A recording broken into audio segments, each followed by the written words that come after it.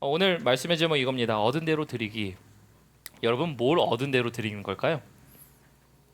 여러분 얻은 대로 드리기 이렇게 생각해 보시죠. 난 뭘 얻었지? 24년에 여러분들이 이런 생각 이제 마무리하시면서 여러분들 무엇을 얻으셨습니까? 믿음을 얻으십니까? 우리 권사님 감사합니다. 날마다 믿음을 맞습니다. 얻어야 되는 거죠. 잃어버릴 때도 있죠. 또 여러분 뭐 얻으셨어요? 24년도에 하나님 은혜를, 그죠? 목사님 나한테 말도 하지 마세요. 나는 정말 힘들었어요. 나는 고통을 얻었어요. 고통 가운데 여러분들 하나님은 또 뭘 얻게 하셨나요? 우리마다 그거에 대한 대답들은 다 다를 수 있어요. 근데 제가 오늘 왜 이 말씀 드리는가 하냐면 우리는 무엇을 얻었는가를 생각할 때 드릴 수 있는 것이 무엇인지를 깨달을 수 있기 때문이에요. 그래서 오늘 사랑하는 우리 풍성한교회 성도님들 24년도를 마무리하는 이 시점에 하나님이 무엇을 얻게 하셨는지를 생각하시고 그 안에서 그것을 또한 하나님께 드림으로 하나님께서 더욱더 크신 열매를 맺으시는 여러분들이 25년도의 삶이 되시길 주님의 이름으로 축원합니다. 여러분 우리가 오늘 본문 말씀 보면은 본문 말씀에 잘 나타나고 있는 내용들은 어쨌든 16장은 연보에 대한 이야기입니다. 우리 1절 한번 볼까요? 1절 보면 이렇게 되어 있습니다. 성도를 위하는 연보에 관하여는 내가 갈라디아 교회들에게 명한 것 같이 너희도 그렇게 하라 라고 되어 있습니다. 여러분 연보가 뭔가요? 진짜 뭐 신앙생활 많이 하신 분들은 헌금 딱 바로 이렇게 말씀하시는데 여러분 교회에서는 연보가 헌금이지만 연보는 원래 뭐예요? 사회에서 얘기하면 보통 뭘 얘기합니까? 연말 보고를 얘기할 때 연보라고 많이 얘기하죠. 학교에서 이제 보통 이제 통계를 내거나 아니면 굵직굵직한 일들이 있었을 때 연말에 이제 그러한 것들을 신문에 내서 나타내는 것을 연보라고 이야기를 합니다. 그것과는 다른 연보죠. 그래서 여기서 말하는 연보는 헌금입니다. 근데 사실 오늘 헌금을 이야기해야 되긴 하지만 헌금보다 중요한 내용들이 있습니다. 목사님 헌금보다 중요한 내용이 도대체 뭔데요? 오늘 헌금 얘기하는 거 아닙니까? 믿음의 기초한 내용이긴 하지만서도요. 오늘 일단 1절에 보면 여러분 여기 연보에 관하여는 이라고 여기 보시면 관하여라고 되어 있는데 관하여는 동그라미 치셨으면 좋겠어요. 관하여는 무엇에 관하여는 이라는 거예요. 이 관하여는 이라는 얘기에 보시기 위해서는요. 우리 본문 말씀 16장에 손 한 장 딱 끼시고 우리 12장으로 넘어가 보도록 하겠습니다. 우리 고린도전서 12장으로 넘어가 보면 16장에 손 끼시고 12장에 보면 1절에 이렇게 되어 있습니다. 형제들아 신령한 것에 대하여는 이라고 되어 있죠. 여러분 여기 단어 계속 보십니까? 대하여는. 무엇에 대하여는 영어로 표현하면은 concerning about something. 그래서 12장은 concerning about gift 고요. 16장에 대한 내용은 concerning about offering. 어떻게 말하면 헌금에 관하여는 이라는 얘기를 하는 겁니다. 여러분 관하여는 이라는 얘기를 하는 이유는 사도 바울이 고린도 교회에 있었던 문제들에 대하여 답을 해주기 때문에 그것에 대해서는 이거야, 그것에 대해서는 이거야 라고 대답해 주는 것이에요. 근데 오늘 연보라는 것이 뭐냐면 로기아라는 단어입니다. 여러분 신약 성경에 여기만 등장해요. 여기에 한 군데만 등장하는데 여기서 로기아라는 것은 모으다라는 것이에요. 모으다. 그래서 지금 사도 바울에게 모아서 헌금을 하는 내용을 이야기하고 있습니다. 고린도 교회에 헌금에 문제가 있었던 것 같아요. 이것에 관하여는 이라는 연속으로 얘기하면서 15장은 제가 그것이 아니라 그랬어요. 제가 지난주에 설교하면서 15장은 사도 바울 스스로가 건면하고 싶은 말이 있었기 때문에 결과에 대하여 이야기하고 싶은 부활에 대하여 얘기했다 그랬고 15장과는 다르게 16장은 무엇에 관하여 즉 실제 문제에 대하여 대답을 해주는 겁니다. 그런데 문제가 있습니다. 말들이 많아요. 뭐에 말들이 많은 거예요? 헌금. 여러분들 헌금에 대하여 오늘날의 교회들 말 많아요 안 많아요? 왜 많을까요? 왜 많을까요? 물론 그런 거 쓸 수 있지만 여러분들은 속에 헌금에 대하여 말 없습니까? 없으세요? 자 그럼 이런 질문을 해보죠. 교회 헌금 해야 됩니까 말아야 됩니까? 자신 있게 말씀해 주세요. 제가 앞에 있어서 어려우신 겁니까?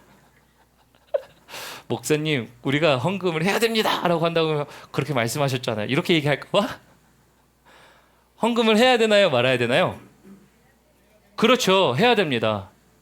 여러분, 제가 말하는 건 금액을 많이 해야 됩니다 라는 이야기를 하고 싶은 게 아니에요. 물론 이제 그것도 맞습니다만 사실 헌금을 해야 되는 이유는요, 두 가지가 있습니다. 첫 번째는 하나님의 명령이고요, 두 번째는 제가 레위기 나누면서 나눴습니다. 하나님의 일을 하는 사람과 하나님의 백성은 어떤 관계라고요? 공생관계라 그랬어요. 레위기를 보면서 레위기 하나님의 제사장들을 제정하시고, 그리고 레위기들이 이제 하나님 앞에 전심으로 예배하는 동안 그들은 무엇을 먹고 살았습니까? 성도들의 가져오는 그들 각 지파대로 갖고 오는 10분의 1을 가지고 그들이 그것을 먹고 살았어요. 그들이 갖고 오는 재물들을 가지고 살았습니다. 그 말은 뭔가 하냐면요, 단순히 목회자는 목사님 받아먹는 사람 아니에요? 여러분, 그게 아니고요. 목회자는요, 꼭 기억해야 됩니다. 하나님 앞에 말씀을 받아 말씀을 가지고 전심전력을 다해 그것을 먹어내고 살아내서 그것을 가지고 다시 함께 살아가야 할 백성들에게 알려주어 지도자도 살고 섬기는 사람도 살고 백성도 살게 하는, 그래서 전심전력을 할 수 있도록 하게 하는 것, 그래서 백성도 하나님의 말씀으로 사는 비밀은 그들의 삶에 있는 11조를 가지고 하나님께 드려 그것을 먹고 사는 이 하나님의 제사장들, 직분자들을 만들어 하나님의 말씀으로 모두가 살게 하는 거예요. 자, 그럼 여기서 질문입니다. 목회자가 죽으면 성도가 죽습니다. 맞나요? 아닌가요? 목회자가 죽으면 성도가 안 죽습니까? 여러분, 근데 죽습니다. 맞습니다. 영적으로 죽습니다.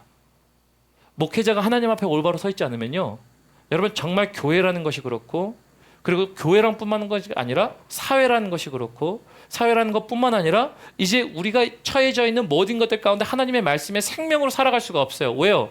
여러분들 삶의 일을 하시면서 여러분들은 직업을 목회자처럼 하나님 찾는 걸로 해보셨습니까? 제가 말하는 거는 안 해봤으면 말을 말어 이런 게 아니에요. 좀 보이셨습니까? 이런 게 아니고요. 왜냐하면 목회자가 그의 책임은 하나님을 찾아 하나님의 말씀을 먹는 겁니다. 첫 번째 맞아요. 근데 그건 누구에게 먹이는 거예요? 자기만 먹는 게 아니고 함께하는 백성들에게 먹여야 돼요. 그래야 그들이 하나님의 말씀을 먹어요. 그들은 뭐해요? 나가서 일하고 수고합니다. 여러분, 이 중에서 나가서 일하고 수고하지 아니하는 사람이 어디 있어요? 모두가 나가서 일하고 수고하거든요.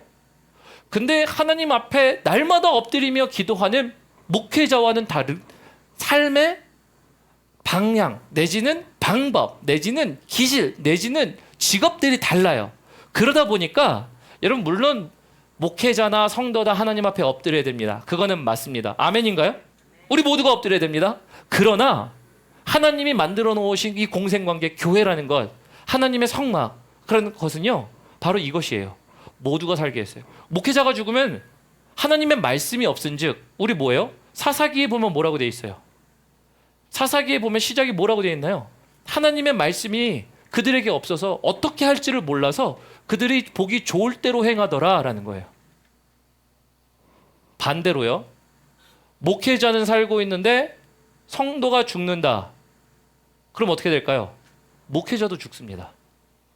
여러분, 그래서 목회자가 여러분들을 위해서, 여러분들의 삶을 위해 그렇게 잘 되길 기도하고 바라며 함께 가는 것들은 단순히 당신들이 많은 것을 누리세요가 아니라 당신들의 누림과 삶으로 말미암아 우리의 삶도 연결되어 있습니다예요.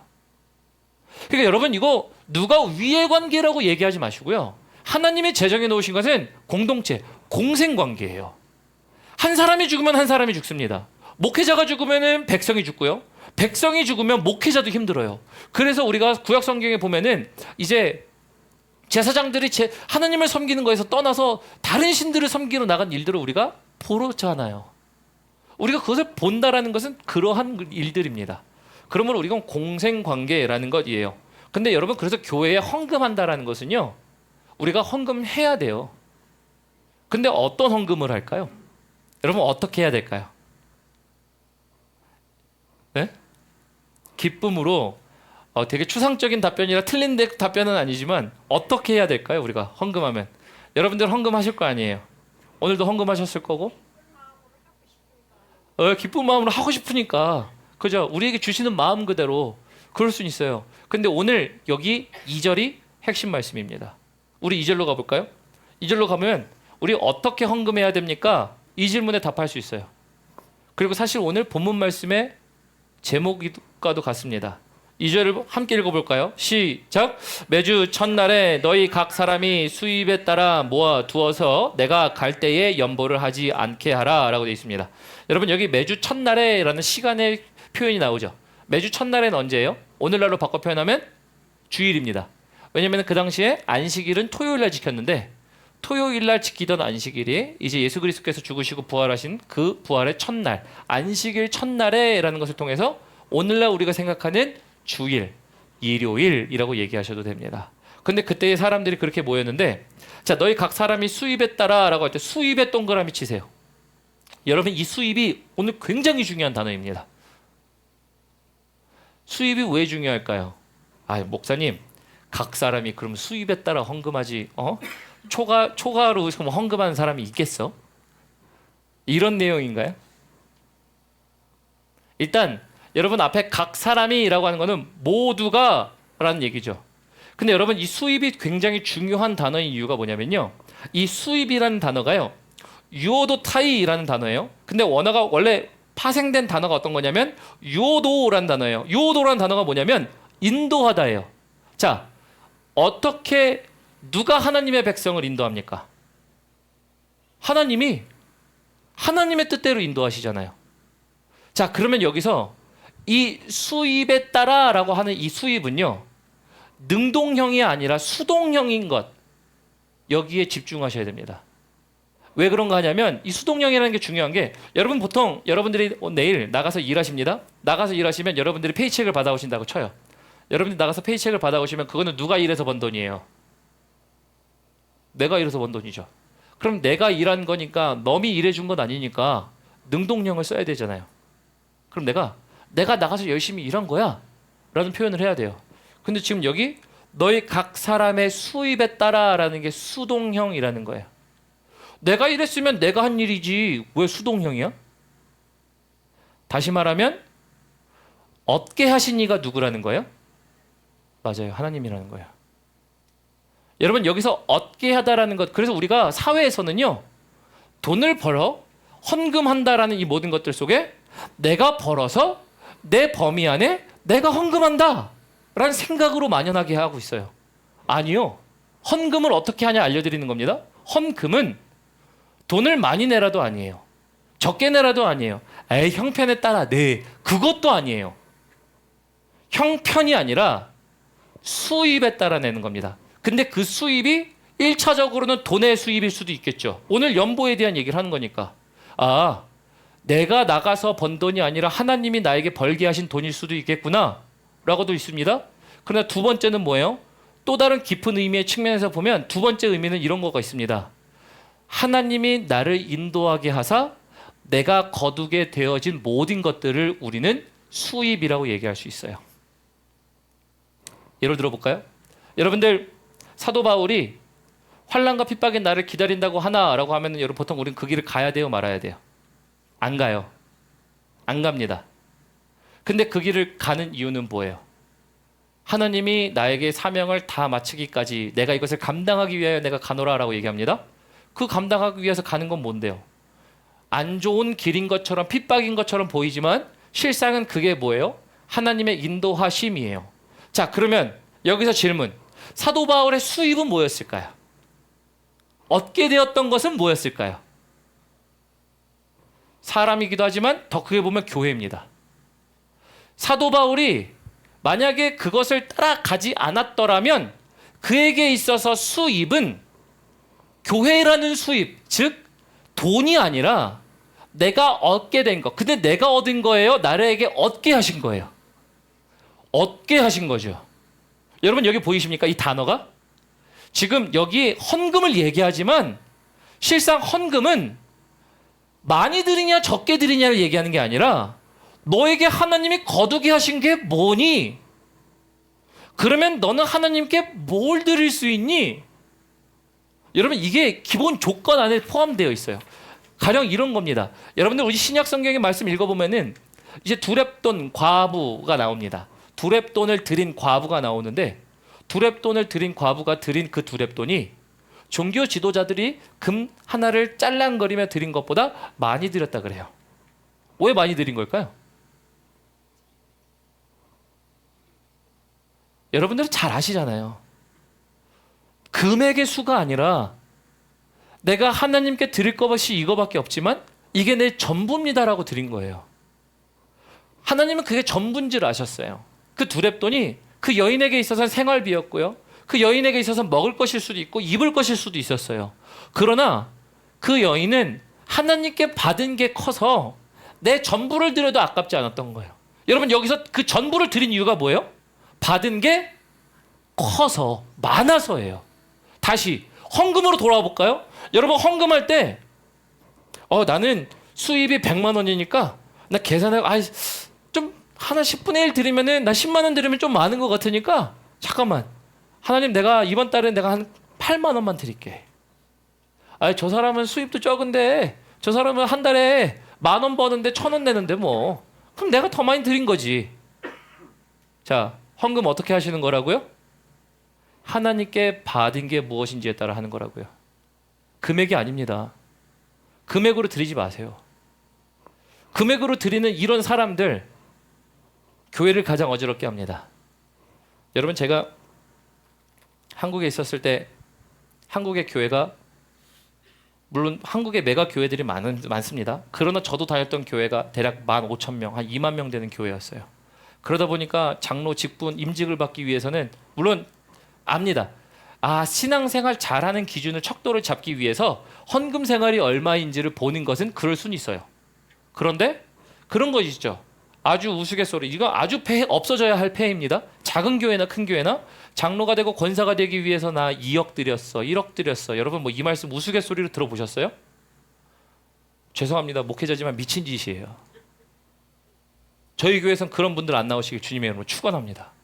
진짜로. 여러분 무슨 뭐 직분 받으면서 뭐 돈 들여서 가면서 직분 받는다고 하나님이 더 기뻐하시나요? 두렙돈만 생각해도 알죠. 누가 더 많이 드렸대요? 과부가 더 많이 드렸대요. 여러분 제가 말씀드리는 건 뭐인가 하냐면요. 헌금은 어떻게 한다? 많이 드린다 적게 드린다가 아니에요. 가장 기본적으로 나에게 얻게 하신 것이 무엇인가라는 거예요. 우리는 내가 나가서 일하는 것에 대하여 수입을 가지고 내가 했다고 합니다. 그런데 오늘 성경은 그랬으면 능동이에요. 각 사람의 수입과 상황에 따라 그래 그때 그렇게 내야지. 근데 성경은 그렇게 얘기하지 않아요. 바른 길로 인도하신이라는 단어가 수입이라는 단어에 쓰였어요. 바른 길로 인도하신 게 누군데? 하나님이 인도하셔서 하나님이 얻게 하신 것. 여러분 그거는 돈일 수 있어요. 여러분들의 인적 자원일 수 있어요. 여러분들이 갖고 있는 어떠한 위치일 수 있어요. 그래서 그 위치를 가지고 내가 받은 게 있으면 받은 것만큼 드리면 돼요. 여러분 하나님이 준 것 없는데 내라고 하십니까? 그런 생각 해보셨어요? 그렇죠. 그래서 헌금에 대하여 관하여 할 이야기가 없는 게 아니죠. 할 이야기들이 많죠. 하나님이 없는데 내라고 하셨습니까? 어떻게 생각하세요? 근데 여러분 달란트 비유를 생각해 보시면요. 달란트 비유에서 한 무익한 종이라고 여김을 받았던 한 사람이 한 달란트를 받고 나서 나는 당신이 심지 않은 데서 거두는 줄 알았으므로 그래서 내가 당신이 무서워서 받은 한 달란트를 땅에 심었다가 그대로 드렸습니다라고 하는 이 이야기 생각나시죠? 여러분 제가 왜 이 말씀 드리냐면요. 그에 대한 대답이 뭐래요? 이 악하고 게으른 종아 내가 심지 않은 데서 거두는 줄을 네가 알았더냐라는 거죠. 그 말은 뭐예요? 하나님이 심은 데서 거두시는 겁니다. 다시 말하면 여러분 하나님은 먼저 심으시고 거기서 거두세요. 우리에게 먼저 주시고 거기서 우리에게 거두시는 하나님이세요. 그래서 달란트의 비유는요 다 뭐예요? 종이 먼저 드렸다가 아니라 주인이 먼저 종들에게 좋습니다예요. 그럼 여러분 우리가 24년도를 마무리하는 이 시점에 우리는 이 생각해 봐야 돼요. 여러분들 각 사람의 수입에 따라 오늘 1차적으로는 돈에 대한 얘기를 하는 거지만 헌금에 대한 얘기를 하는 거지만 2차적으로 헌금 말고도 하나님이 나에게 얻게 하신 내 인생의 수입은 무엇인가를 생각해 보세요. 나를 올바른 길로 인도하시사 나에게 얻게 하신 것. 사도 바울은 돈을 얻지 않았어요. 그는 핍박과 환난이 기다려도 그는 교회를 얻었고요. 생명을 얻었고 그는 더 깊이는 주님의 마음을 얻었습니다. 여러분 24년도 여러분들에게 얻게 하신 것이 있다면 여러분 한번 생각해 보셨으면 좋겠어요. 그래서 여기서 이 수입이라는 것은 나에게 주신 것이 무엇인지를 생각할 때 내가 드릴 게 무엇인지를 생각나요. 그래서 여러분 헌금은 우리 주님과 거래가 아니에요.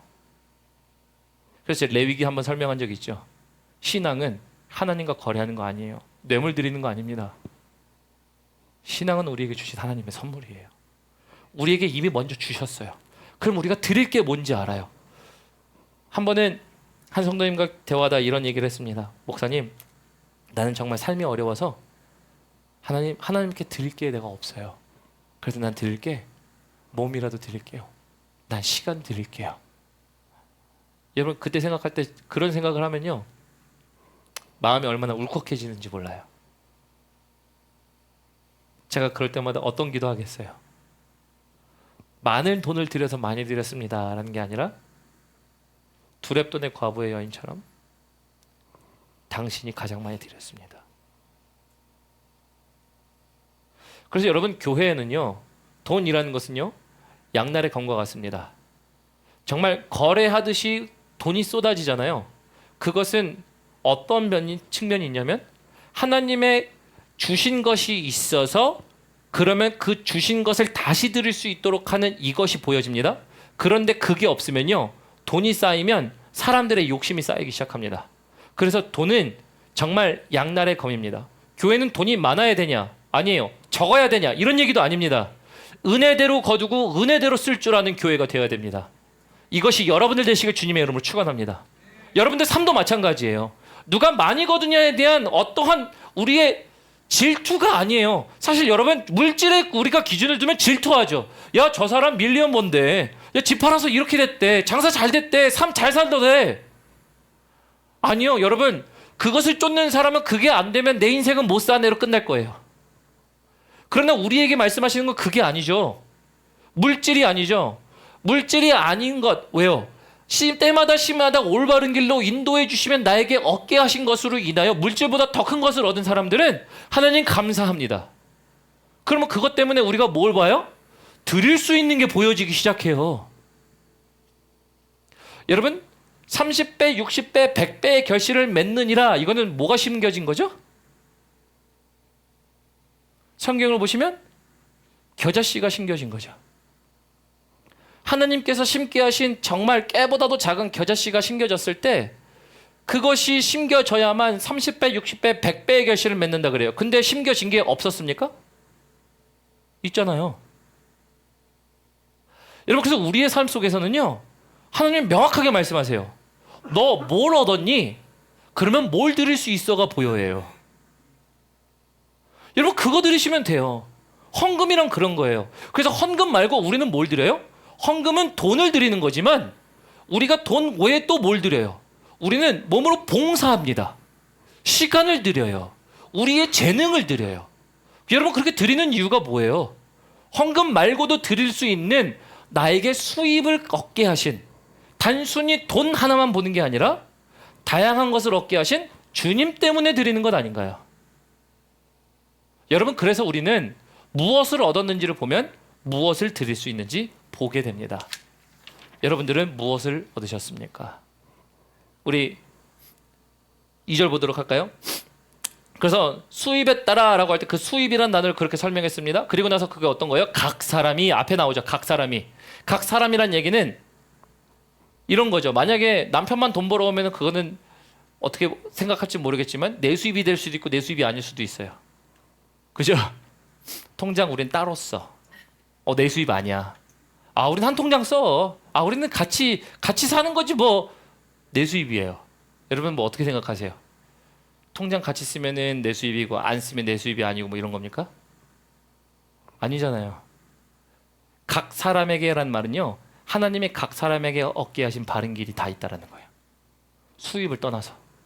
근데 오늘은 헌금에 대한 이야기를 하는 겁니다. 그래서 헌금에 대한 이야기를 가지고 하면서 우리 3절 봅니다. 내가 이럴 때에 너희가 인정한 사람에게 주어 너희의 은혜를 예루살렘으로 가지고 가게 하라라고 돼 있죠. 여러분 여기에 무엇을 가지고 가게 한대요? 예루살렘에? 은혜를 가지고 가게 한대요. 은혜라는 게 사실은 뭔데? 오늘 말씀을 통해서 보는 건 연보예요. 사실은 돈이에요. 예루살렘 교회가 당시에 대지진으로 인해서 많이 힘들었던 순간이었다라고 학자들은 얘기합니다. 그래서 그 궁핍한 상황 가운데 우리 오늘 1절에 보면 갈라디아 교회에게 명한 것 같이라고 얘기하잖아요. 갈라디아에서 2장 10절에 보면 불쌍한 형제들에게, 연약한 형제들에게 내가 했듯이 너희도 그들을 생각해줘라 라고 하면서 똑같은 얘기를 합니다. 즉 헌금을 하긴 하지만 헌금을 가지고 금액에 대한 높고 낮음에 대한 얘기를 하는 게 아니라, 야 너희가 얻은 것이 있으면 그것을 생각할 때 드릴 게 무엇인지를 안다면 그것을 드리자. 그리고 그래서 그 드릴 때 돈 가져간다 라고 얘기하지 않습니다. 뭘 가져간다 그래요? 은혜를 가져간다라 그래요. 여러분 은혜를 받았으니 은혜로 그들은 고린도 교회 성도들이 예루살렘 교회에 도움을 주고 있는 일들을 보게 됩니다. 여러분 그래서 헌금은 그렇게 하는 거예요. 또 특히 우리 죄송합니다. 제가 지나친 부분인데 3절 볼까요? 3절 보면 너희가 인정한 사람에게 편지를 주어 너희의 은혜를 예루살렘으로 가지고 가게 하는데 그거를 어떻게 하냐면 2절 후반절에 이렇게 되어 있습니다. 내가 갈 때 연보를 하지 않게 하라. 즉 이 말은 뭔가 하냐면요. 내가 갈 때라는 얘기는 내 앞에서 야 사도 바울이 왔다. 갑자기 사도 바울 갑자기 도와줘야지. 야 저 사람 교회 세운 사람이지. 저 사람 잘 보여야지. 즉흥적으로 하는 게 아니라 미리 준비한다는 건 뭐예요? 미리 받은 것을 생각하여 줄 것이 무엇인지를 준비하는 것 얘기하는 겁니다. 여러분 오늘 이 말씀을 읽을 때 어떤 생각을 했냐면요. 여러분들 헌금할 때 예전 어른들이 지폐를 가져다가 다리미를 이렇게 빳빳하게 다려가지고 이렇게 드린 거 한번 기억나세요? 저도 기억이 나요. 그리고 또 저는 예전에 저희 부친이 이제 제가 어렸을 적입니다. 제가 뭐 초등학교, 뭐 국민학교 시절에 저희 부친이 사업을 하셨기 때문에 잘 사셨어요. 그래서 그때 되면 꼭 과분에 넘치는 용돈이 생겼어요. 왜냐면 꼭 이렇게 지폐 한 장을 주시면서 큰돈 지폐였습니다. 이거 하나님한테 드려라. 그래서 저희 부친은 그렇게 요구하셨어요.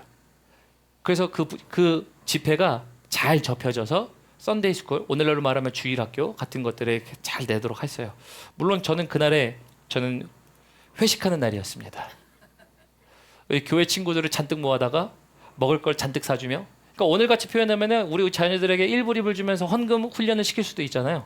1불 2불이 아니라 어떻게 보면은 50불 100불이었습니다. 50불 100불을 부친이 주시고 모친이 주시면서 하나님을 향하여 예비한 그 예비의 돈을 저는 나가서 친구들과 회식하며 골목대장이 되는 순간이었어요. 다 나와. 그럼 가서 이제 뭐 점심부터 불량식품부터 아주 그냥 노는 것까지 싹 하고 나가면 이제 두들겨 맞기 일수였던 그런 일들을 지냈지만 그 기억이 나요. 하나님께 드렸던 요거. 근데 그 지폐를 다리시던 어른들, 여러분들 이게 지폐를 다리시는 것, 여러분 그냥 다려지지 않습니다. 누구에게 주니까 준비하는 겁니다. 가령 이런 거예요. 여러분들 선물을 은사에게 준다라고 쳐보죠. 정말 저 사람이 나에게 정말 좋은 일을 해줬어. 그러면 그 사람에게 선물을 줄 때 여러분들은 포장지를 잘 싸서 놔뒀다고 치죠. 그럼 그 포장지를 잘 놔두는데 어린아이들이 있어서 만지면 찢어질 걸 아니? 그러면 어린아이 손에 닿지 않는 곳에 잘 미리 준비해 둡니다. 여러분 우리가 사람한테도 똑같이 그렇게 하는데 하물며 하나님께는요. 그래서 여러분 이건 단순히 헌금만을 얘기하는 게 아니에요. 오늘 헌금의 이야기지만 1차적 문자는 헌금이지만 사실 그 안에는 헌금 아니면 내가 인적 자원 아니면 내가 네트워크 아니면 내가 갖고 있는 사회적 지위 위치 모든 것들 하나님이 바른 길로 인도하사 얻게 하신 수입이라는 것을 볼 때 내가 그것을 기억하지 않으면 미리 생각하지 않으면 얻은 것을 미리 생각하지 않으면 여러분 따로 떼어 드리지 않을 겁니다. 즉흥적으로는 잘하죠. 야야야 저기 지금 목사님 왔대. 목사님 왔으면 야 헌금 한대 헌금. 아 너 집에 몇 장 있어? 잠깐만 20불 있어? 30불 있어? 아 이거 좀 내야지. 그럴 수도 있어요. 그러나 누군가에게 잘 보이기 위한 사람의 관계가 아니라는 거잖아요. 우리는 그러한 자들이잖아요. 신앙생활을 한다는 것은 사람에게 보이는 게 아니라 하나님께 보이는 건데, 그러면 우리는 받은 것이 무엇인지를 생각할 때 미리 준비합니다. 근데 오늘날 그렇게 많이 안 하죠. 핸드폰 딱 꺼내서 어떻게 하죠? 젤. 그러면 바로 슉. 물론 그 마음이 나쁘다는 얘기를 하는 게 아니에요. 절대 아닙니다. 마음이 없다 이런 얘기를 하는 건 아니에요. 그런데 그 마음들이 많이 약해져 있죠. 오늘날의 표현들은. 그래서 그 마음들을 볼 때 하나님은 우리에게 이런 말씀하시는 것 같아요. 얻은 대로 드린다라는 것은 단순히 그냥 내가 재정이 돼서 반짝 드리고, 혹은 내가 누구 때문에 눈치 보여서 드리고, 이 사람한테 잘 보이기 위해서 드리는 그게 아니라, 진짜 드릴 수 있는 사람은, 진짜 하나님이 너 많이 줬다라고 얘기하는 사람은 하나님이 바른 길로 인도하여 무엇을 얻게 하셨는지를 생각하고 그것에 따라 내가 드릴 것이 무엇인지 보이는 사람이라는 거예요. 이렇게 들으실 수 있는 여러분들 되시길 주님의 이름으로 축원합니다. 우리 한번 5절 보도록 하겠습니다. 5절 봅니다. 내가 마게도냐를 지날 터이니 마게도냐를 지난 후에 너에게 가서 혹 너희와 함께 머물며 겨울을 지낼 듯도 하니 이는 너희가 나를 내가 갈 곳으로 보내어 주게 하려 함이라. 7절 이제는 지나가는 길에 너희 보기를 원하지 아니하노니 이는 만일 주께서 허락하시면 얼마 동안 너희와 함께 머물기를 바람이라. 그래서 지금 사도 바울이 2차 전도 여행 가운데 이제 오고 가며 이제 고린도 교회에 다시 이제 방문하는 것. 그래서 고린도 교회를 세웠을 뿐만 아니라 전도 여행 후에 이제 지금 고린도 교회에 방문하기를 원하는 겁니다. 근데 그 방문하고 싶은 마음이 어떤 마음이냐면 우리 7절 봅니다. 7절에 보니까 지나가는 길에 너희를 보기를 원하지 아니하노니, 그 말은 너네 안 보고 싶어 이 얘기가 아니고요. 지나가는 길에만 볼 게 아니라 나는 오랫동안 머물고 싶다라는 거죠. 오랫동안 머물고 싶은 이유가 뭘까요? 저 같으면 안 머물고 싶었을 것 같아요. 고린도 교회에 문제가 많았어요? 많았어요? 많았죠. 고린도 교회에 문제가 너무나도 많았어요. 가면 한 잔소리 해도 모자랄 판입니다. 그런데 사도 바울이 지나가는 길이 아니라 그들에게 오랫동안 머물기를 원했다라고 얘기해요. 물론 나중에 계획이 바뀐 것은 있지만 그러나 그는 그러한 마음으로 사랑했어요. 왜요? 고린도 교회가 얻은 게 무엇인지 알아요. 고린도 교회는 뭘 얻었을까요? 오늘 연보 얘기하지만 고린도 교회가 얻은 건 뭘까요? 여러분 고린도 교회 누가 세웠죠? 사도 바울이 세웠습니다. 사도 바울이 복음으로 고린도 교회를 낳았습니다. 고린도 교회는 무엇을 얻었어요? 여러분 하나님의 말씀으로 복음으로 생명을 얻었어요. 그러니까 사도 바울이 문제가 많아도요, 그가 얻었던 그 생명 드림을 기억하여 문제가 많아도 그들과 함께하고 싶은 거예요. 왜? 나 너희를 어떻게 얻은지 아니? 너희가 얻은 게 무엇인지 아니? 그래서 너희가 예루살렘 교회를 위하여 도와주는 것, 너희가 얻은 대로 도와주는 것, 그러나 그것 말고도 나는 그 너희가 함께하고 싶다라는 이야기.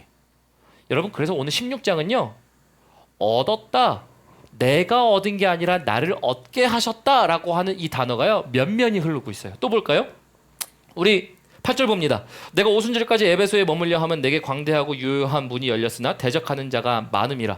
그래서 지금 사도 바울이 대적하는 자들을 피해서 다녀요. 교회와 교회를. 그래서 여러분 전도 여행이라는 거, 사도 바울의 전도 여행은 보통 그가 이제 기도받아 간 곳도 있지만 그러나 핍박 때문에 피하여 다른 곳으로 갔었던 일들도 많습니다.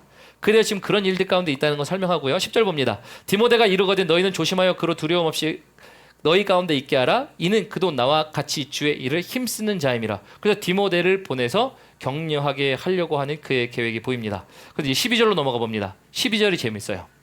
12절 보면요 이렇게 돼 있어요. 형제 아볼로에 대하여는 그에게 형제들과 함께 너희에게 가라고 내가 많이 권하였으되 지금은 갈 뜻이 전혀 없으나 기회가 있으면 가리라. 여러분 여기 12절에 또 뭐가 나오냐면요, 형제 아볼로에 관하여는 이라고 합니다. 관하여는 뭐였죠? concern about something. 무엇에 대하여 생각하다, 대답해 주다라는 거예요. 문제가 있는 거죠. 아볼로와 있었을 때 어떤 문제가 있었을까요? 고린도 교회에. 그러면 고린도 교회 우리가 초반으로 넘어가 보면 어떤 일이 있었죠? 분파 싸움이 있었다 그랬어요. 분파 싸움에서 아볼로파, 바울파, 그리스도파. 그래서 누가 더 낫냐 아니냐 진짜냐 뭐 누가 교회를 세웠냐 뭐 여러 가지 맞는 말로 싸웠다 그랬어요. 근데 사도 바울이 뭘 얘기했냐면요. 12절에 얘기한 거죠. 내가 가라고 많이 권하였으되 합니다. 다시 말하면 사도 바울이 아볼로에게 아볼로야 너 저 고린도 교회 가. 고린도 교회 보니까 문제가 있대. 근데 저들이 되게 당신을 찾네. 자, 그럼 여기서 이런 생각 해봐야 됩니다. 여러분들 사람들이 여러분들을 찾아주면은 반겨주면은 여러분들은 즐거이 갑니까? 아니면은 불편하게 갑니까? 즐거이 가죠. 나를 알아주는 곳으로 갑니다.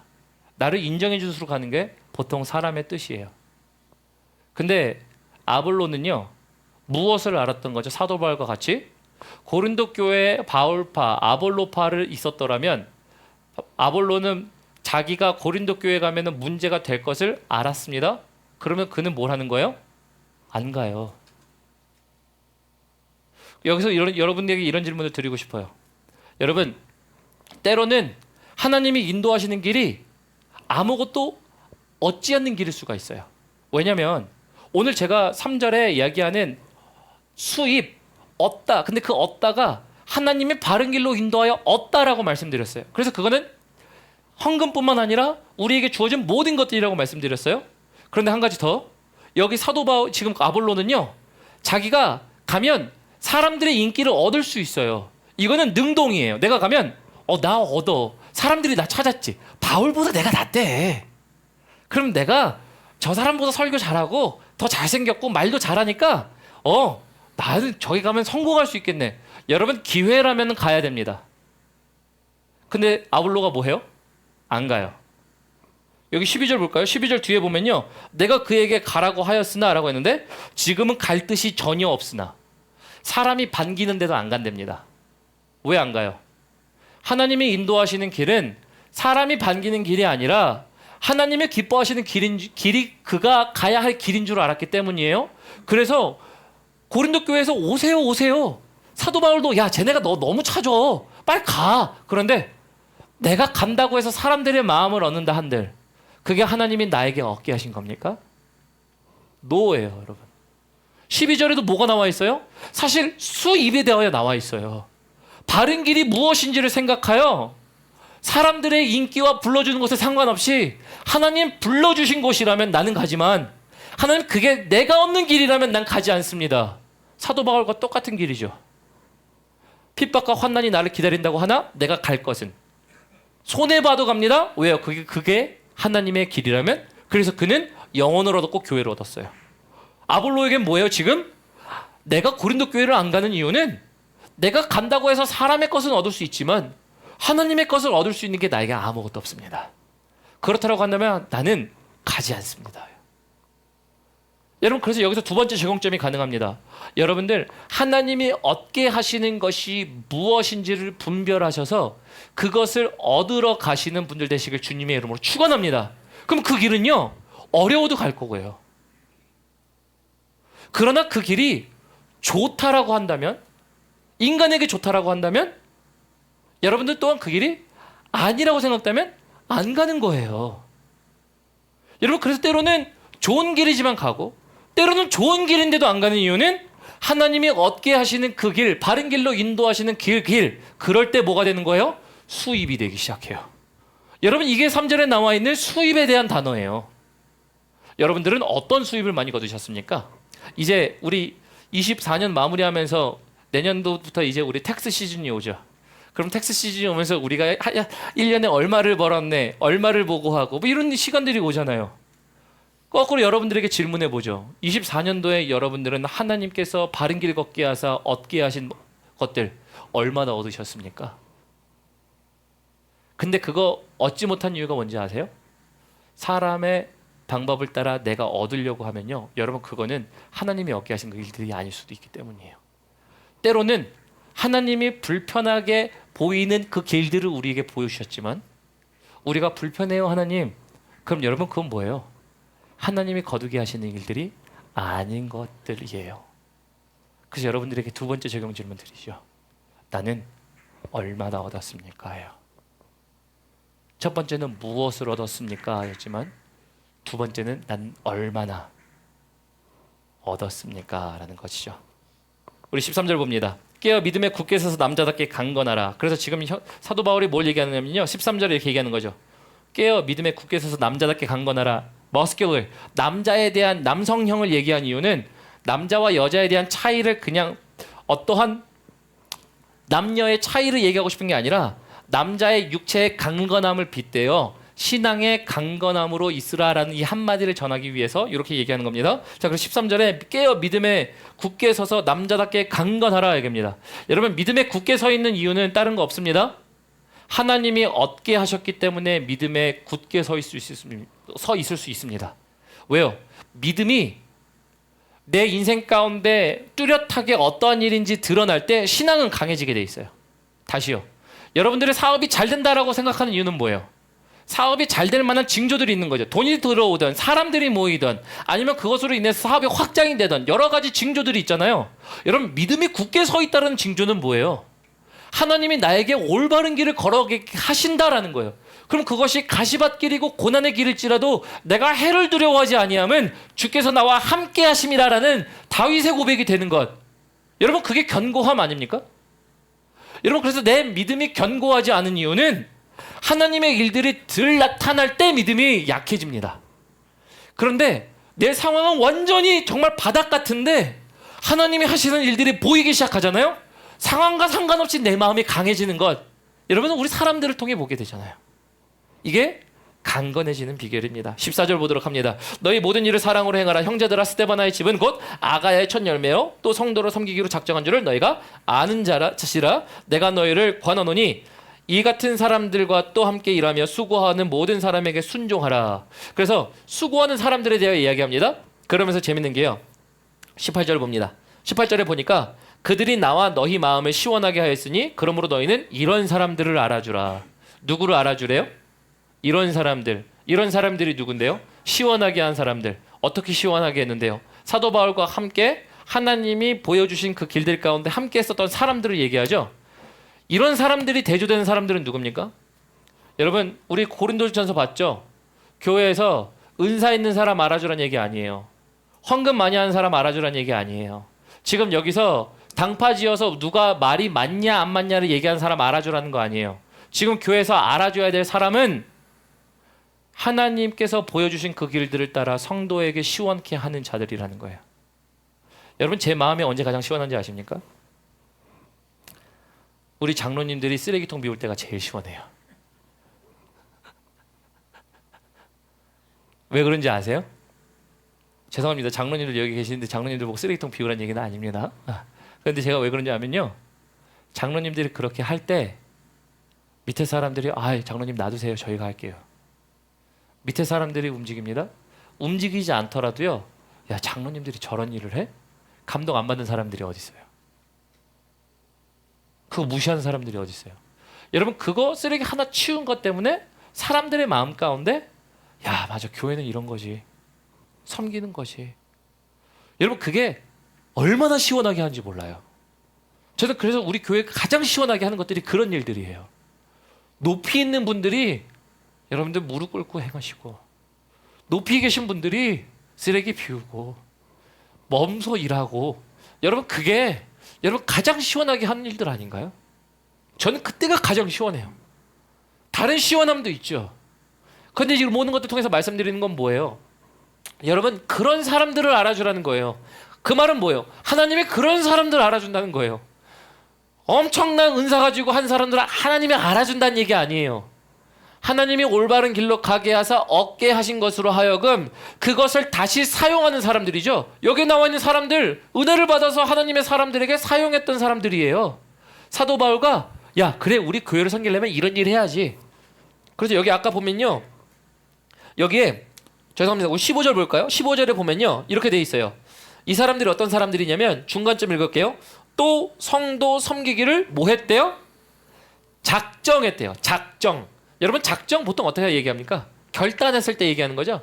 내가 그것을 반드시 하고야 말리라. 누구를 섬긴대요? 성도를요. 여러분, 이런 사람 알아준다라는 거예요. 근데 왜 섬깁니까, 이 사람들이? 도대체 뭐 부족하다고 이 사람들이 섬겨요? 이거 왜 합니까? 받은 게 많아서예요. 하나님께 받은 게 많아서 무엇인지를 아니까 자기가 갖고 있는 걸로 뭘 섬겨야 되는지 아는 거예요. 그러니까 오늘 여러분 헌금만 얘기하는 게 아니에요. 헌금, 봉사, 시간 내지는 내가 어떻게 하나님께 드릴 수 있는 내 사회적 지위, 내 네트워크, 인적 자원 모든 것들은요. 내가 무엇인지 받은지를 알 때 무엇을 드릴 수 있는지를 알게 돼요. 그리고 얼마나 받았느냐. 그것은 하나님이 우리에게 올바른 길로 인도하신 그 가운데 있을 때라는 것이에요. 마지막 말씀을 읽도록 하죠. 우리 22절 봅니다. 만일 누구든지 주를 사랑하지 아니하면 저주를 받을지어다. 우리 주여 오시옵소서. 그래서 강하게 얘기하죠. 주를 사랑하지 아니하면 저주를 받을지어다. 주님을 사랑하는 것, 여러분 그게 여러분들 주님께 얻게 되는 첫 번째 시작인 줄 믿으시길 바랍니다. 이게 진짜 그게 시작이에요. 그래서 우리 주님은요 먼저 심으십니다. 제가 중간에 얘기했죠. 심지 않은 데서 거두시는 분이 아니라 심은 데서 거두시는 분이십니다. 그래서 심은 게 무엇인지를 알면 우리가 얻을 수 있는 하나님의 열매를 얻을 수 있는 사람들이 됩니다. 24절 봅니다. 나의 사랑이 그리스도 예수 안에서 너희 무리와 함께 할지어다. 그래서 지금 사도 바울이 이렇게 얘기합니다. 주 예수 그리스도의 은혜가 너희와 함께하고 나의 사랑이 너희 안에 가운데 있기를 정말 바란다. 왜요? 그들은 돈으로 얻은 사람들이 아니거든요. 하나님의 그리스도의 보혈로 생명으로 얻은 사람들이었기 때문에 그는 문제가 있어도 너희를 사랑한다. 너에게 하나님의 은혜가 있기를 원한다 라고 얘기합니다. 우리 찬양팀 올라오시겠어요? 여러분 그래서 오늘 말씀을 정리하면요, 오늘 말씀은요 사실은 얻은 대로 드리기라는 이 말씀이 어떻게 보면요 오늘 헌금에 대한 얘기인 것 같지만 헌금 이상으로 16장 전체의 면면이 흐르고 있어요. 하나님이 거두게 하신 것이 무엇인가, 그럴 때 우리는 들을 수 있습니다. 여러분 그게 하나님께서 우리에게 주신 달란트 내지는 은사 내지는 방법으로 하나님의 교회를 섬기게 되어 이제 작은 씨앗이 떨어져서 썩고 죽어야 나무가 되었을 때 그것이 열매 맺어 많은 새들이 쉴 수 있듯이 여러분 다른 사람에게 주는 것, 도와주는 것, 그 모든 것들은 내가 받은 것이 무엇인지 생각날 때예요. 여러분 우리 하나님과 흥정하지 맙시다. 25년도 흥정하지 마세요. 얼마 드릴게요, 뭐 할게요. 여러분 그건 신앙 아니에요. 장사지. 신앙은 장사가 아니에요. 장사하지 않으려면 뭐 해야 됩니까? 내가 받은 게 무엇인지 생각할 때, 사람도 사람에게 받은 걸 생각할 때 고마워서 선물을 따로 떼어 놓듯이 우리도 헌금이든 물질이든 시간이든 봉사든 따로 떼어 놓을 겁니다. 그 사람들이 따로 떼어 놓을 때, 그 일들을 할 때 또한 하나님은 뭐라게 하시는 거예요? 네가 땅에 떨어져 열매를 맺을 때 그것이 30배, 60배, 100배의 결실을 맺으리라. 여러분들이 심으셔야 열매를 맺습니다. 여러분 25년도 제가 준비한 말씀 뭔지 아세요? 여러분들 가실 때 나중에 광고하겠지만 이 책자 가져가시면 돼요. 제가 이렇게 얘기했습니다. 예배에 목숨 걸고 기도로 응답받아 헌신으로 이루는 교회입니다. 예배라는 장소는 하나님과 소통할 수 있도록 하는 곳입니다. 그게 기도예요. 기도로 응답받으셨습니까? 그러면 그 기도 응답받은 것을 헌신으로 하셔야 돼요. 오늘 이 말씀이 우리에게 25년도를 연결하는 말씀이라 저는 믿습니다. 여러분들이 나는 무엇을 받았을까? 그래서 나는 내년도에 무엇을 하나님께 드릴까? 드리는 게 손해가 아니라 드렸기 때문에 하나님의 일들이 또 다르게 일어나더라. 즉 겨자씨가 심겨진 것처럼 여러분들의 달란트를 심었을 때 5달란트 받은 자는 5달란트를 벌었던 것처럼 여러분 마찬가지로 하나님의 주신 것을 깨달아 25년도에 심으셔서 그것을 거두시는, 더욱더 풍성히 거두시는 하나님의 또 다른 은혜의 해가 되시길 주님의 이름으로 축원합니다. 우리 함께 들으신 말씀 기억하시면서 그래서 우리 찬양하도록 하겠습니다. 우리 마지막 찬양인데요, 나의 만족과 유익을 위해 우리 함께 찬양하면서 우리 주님을 아는 것이 가장 귀한 나에게 일이었음을, 나의 가장 귀한 얻음이었음을, 또 다른 것을 얻게 하시는 우리 주님을 기억하시면서 찬양하도록 하겠습니다.